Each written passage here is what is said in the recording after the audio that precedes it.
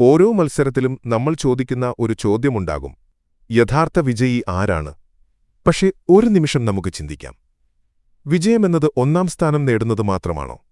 കാരണം ഒരാൾ ജയിക്കാൻ മറ്റൊരാൾ തോൽക്കേണ്ടിവരും. അതാണ് എല്ലാ മത്സരങ്ങളുടെയും സത്യം. പക്ഷേ തോറ്റ ആൾ പരാജിതനാണോ? അല്ല.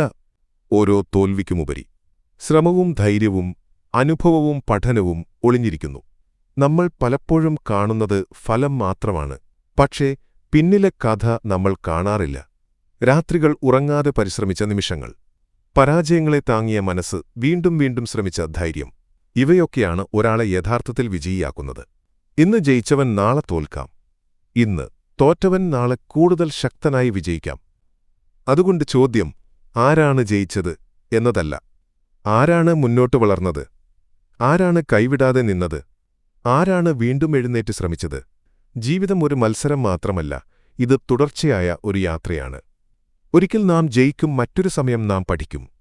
രണ്ടും ചേർന്നാൽ നമ്മൾ കൂടുതൽ ശക്തരാകും. അതുകൊണ്ട് യഥാർത്ഥ വിജയി ഒന്നാം സ്ഥാനം നേടുന്നവൻ മാത്രമല്ല, എത്ര പ്രതിസന്ധി വന്നാലും മുന്നോട്ടു പോകുന്നവനാണ്.